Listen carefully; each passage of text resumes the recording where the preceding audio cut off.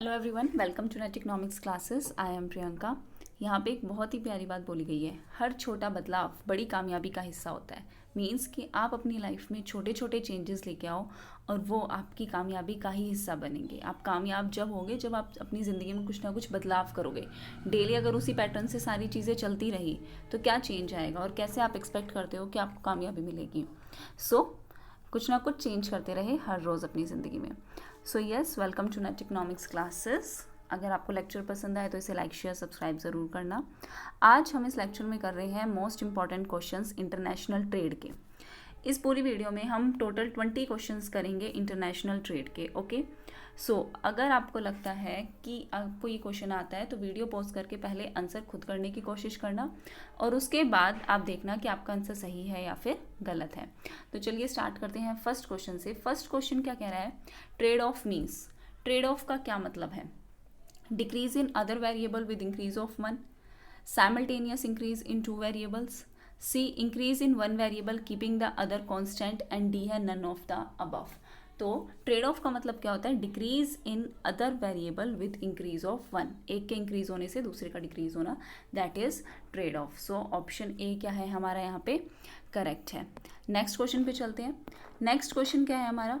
Over the time economic interdependence of nation has.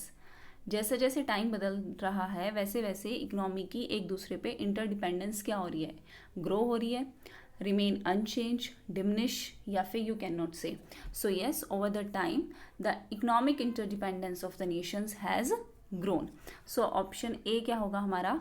Correct होगा। इसकी PDF मैं आपको टेलीग्राम चैनल पे प्रोवाइड कर दूंगी। Next question, question number third. Okun's law expresses a relation between a change in Ocken's law क्या बताता है? A. Investment and change in unemployment rate. Second, real GDP and a change in unemployment rate. C. Price level and a change in unemployment rate. और D. Price level and a change in unemployment rate. So Ocken's law हमें बताता है the change real GDP and a change in unemployment rate, कि GDP के change होने से unemployment rate में कितना चेंज आया, ये क्वेश्चन आया हुआ है। सो ऑप्शन बी क्या होगा यहाँ पे हमारा? करेक्ट होगा। Now moving to the next question number fourth. A closed economy is a economy in which. Closed economy हम कौन सी इकोनॉमी को कहेंगे? ए. जहाँ पे सिर्फ एक्सपोर्ट हो रहा है, only export take place. B. Money supply is fully controlled. C. Neither export nor import take place, and D क्या है? Deficit financing take place. So एक क्लोज्ड इकोनॉमी कौन सी इकोनॉमी होगी? जहाँ ना ही तो एक्सपोर्ट हो रहा है ना ही इम्पोर्ट हो रहा है। सो ऑप्शन सी क्या है हमारा यहाँ पे? करेक्ट है। Okay, now moving to the next question, question number fifth. International trade is similar to inter regional trade in that both must overcome. International trade हमारा इंटर रीजनल ट्रेड हम कब कहेंगे? जब दोनों ही ओवरकम करेंगे कौन सी सिचुएशन से? ए. ट्रेड रेस्ट्रिक्शन से, बी. डिस्टेंस एंड स्पेस से, सी. डिफरेंस इन करेंसी से, या फिर डिफरेंस इन मॉनेटरी सिस्टम से। सो इसका कौन सा ऑप्शन सही हो सकता है? Obviously distance and space. आप इंटरनेशनल ट्रेड मतलब कि दो कंट्री के बीच में ट्रेड हो रहा है, इंटर रीजनल मतलब एक ही रीजन में हो रहा है, तो ये डिस्टेंस और स्पेस के बारे में ही तो बता रहा है। अगर इससे ही ओवरकम कर गए तो हम इंटरनेशनल ट्रेड और इंटर रीजनल ट्रेड की बात तो एक ही होगी, एक ही टर्म हम बोलेंगे फिर उसे। सो ऑप्शन बी क्या है हमारा यहाँ पे? करेक्ट होगा। Now moving to the next question, question number six. Rebuted by Adam Smith and David Ricardo, among other notable early theorists, the idea that a nation grow and gain economic power by exporting more than it import is known as। जहाँ पे export greater है आपका किससे? Import से। कौन सी theory में ये बात की गई है? Mercantilist, classical economics, neo classical, या फिर प्रोटेक्शनिज्म। सो यस, मर्केंटलिज्म ने ये बात कही है। ऑप्शन ए हमारा क्या होगा यहाँ पे? बिल्कुल सही होगा। चलते हैं अपने सेवंथ क्वेश्चन पे। मर्केंटलिज्म क्या कहते हैं? Increase in export of agriculture goods, कि हमें एग्रीकल्चर गुड्स के एक्सपोर्ट को बढ़ाना चाहिए। Accumulation of gold and other precious stone. C. Accumulation of industrial goods, या फिर D. None of the above. तो मर्केंटलिज्म क्या कहते हैं, क्या एडवोकेट करते हैं कि हमें जिन भी कंट्रीज़ के पास ज़्यादा से ज़्यादा गोल्ड होगा वो ही ज़्यादा पावरफुल कंट्री होगी। एक नेशन को कैसे हम बताएंगे कि वो वेल्दी नेशन है जिसके पास जितना ज़्यादा गोल्ड होगा. सो ये मर्केंटलिज्म कहते थे. So it means option B हमारा क्या होगा, करेक्ट होगा. मर्केंटलिज्म पे मैंने एक वीडियो भी बना रखी है, आप जाके चेक कर सकते हो. Now moving to the next question. According to mercantilist trade is a, mercantilist के अकॉर्डिंग ट्रेड क्या है? एक जीरो सम गेम है, नेगेटिव सम गेम है, पॉजिटिव सम गेम है, या फिर इन्फाइनाइट सम गेम है. मर्केंटलिस्ट पे मैंने कंप्लीट वीडियो एक्सप्लेनेशन के साथ बना रखे, आप वो चेक कर सकते हो. So according to mercantilism trade क्या है? Trade is a zero sum game. Option A is correct. Now moving to next question number 9. Theory of absolute advantage.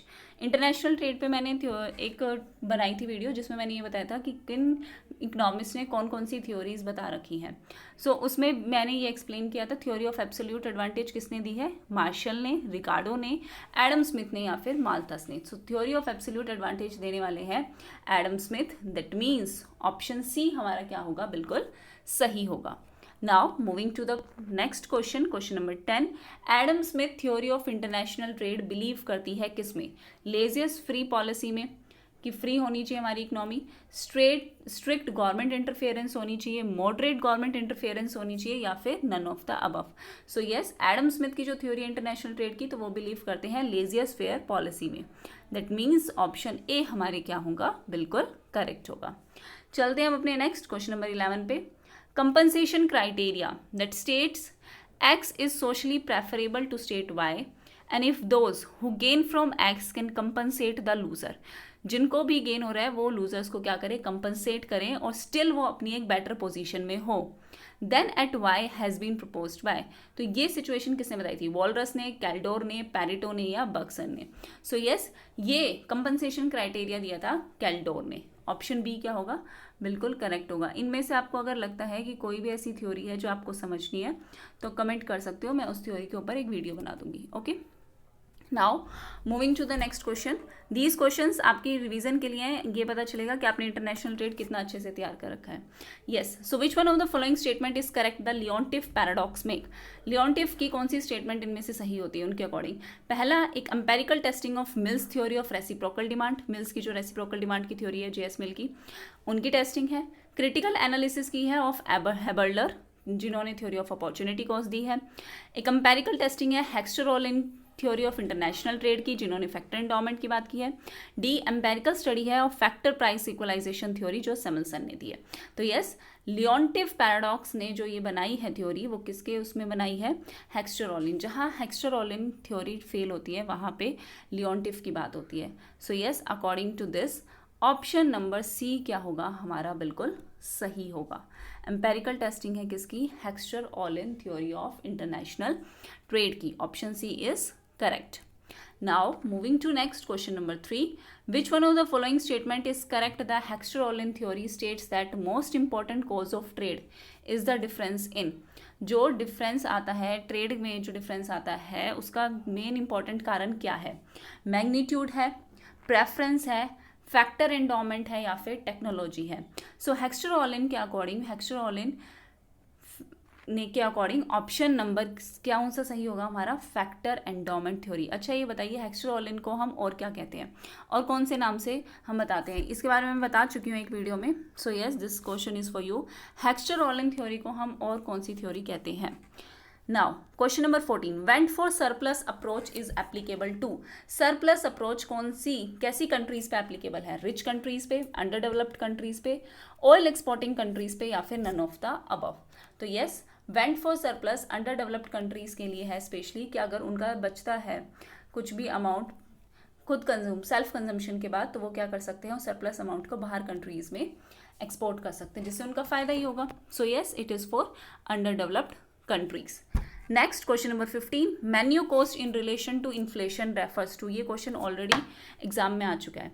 Cost of money increasing its value, B cost of finding better rate of return, C cost of revaluing the currency, या D cost of altering price list.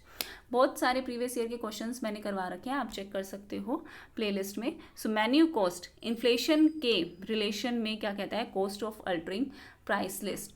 That means option D क्या होगा हमारा यहाँ पे, बिल्कुल correct होगा. Now moving to next question number 16, free trade is based on the principle of, जो हमारा फ्री ट्रेड है वो कौन से प्रिंसिपल पे बेस्ड है? इकोनॉमिक्स ऑफ एडवांटेज पे, कंपैरेटिव एडवांटेज पे, या प्रोडक्शन पॉसिबिलिटी एडवांटेज पे, या फिर कंपैरेटिव स्केल पे? तो फ्री ट्रेड कौन से प्रिंसिपल पे बेस्ड है? कंपैरेटिव एडवांटेज के प्रिंसिपल पे बेस्ड है. That means for this option B is correct. Now moving to next 17th question, ratio of nations average export price relative to its average import price is the nation's absolute advantage, comparative advantage, terms of trade या फिर exchange rate. So yes, कौन सा option सही होगा? बिल्कुल option number C, terms of trade is the correct answer. Now moving to question number 18, which one of the following pair is not correctly matched? कौन सा pair सही नहीं है? तो साग ने बाटा टर्म्स ऑफ ट्रेड दिए, बिल्कुल सही. प्रेबिस ने डेट्रॉइटिंग टर्म्स ऑफ ट्रेड दिए, बिल्कुल सही. मार्शल ने ऑफर कर्व दिया, बिल्कुल सही. वॉलरस ने डंपिंग कंडीशन दी, ये गलत है. सो ऑप्शन डी हमारा क्या है यहाँ पे? रॉन्ग है. हमें बताना था कौन सा गलत है. ठीक है, इंटरनेशनल ट्रेड की मैंने सारी वीडियो बना रखी है कि कौन सी किसने थ्योरी दी है, वो चेक कर सकते हैं आप. 19th question, which one of the following does the Prebisch Singer hypothesis deal? किससे डील करता है? Option A, terms of trade of less developed countries, terms of trade of developed countries, या फिर balance of payment less developed countries का, या फिर balance of payment developed countries का. So Prebisch Singer hypothesis relate करता है terms of trade of less developed countries का. So yes, option A is the correct answer.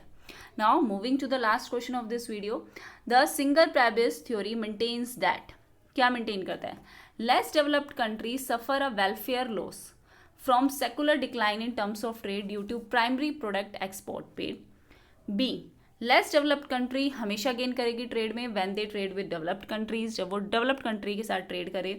C, less developed country lose करेगी welfare के terms में लेकिन gain करेगी foreign exchange के टर्म्स में.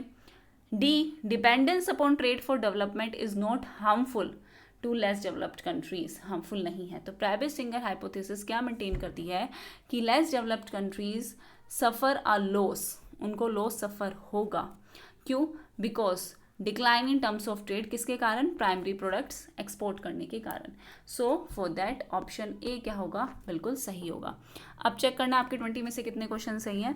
दिट शोज दैट कि आपकी प्रिपरेशन कैसी है, और इसकी PDF मैं आपको टेलीग्राम पे प्रोवाइड कर दूंगी. Thanks for watching everyone. Please if you like then please subscribe and like, and कोई भी गलती हो तो मुझे कमेंट बॉक्स में ज़रूर बताना. Thank you very much everyone. Take care. Bye bye.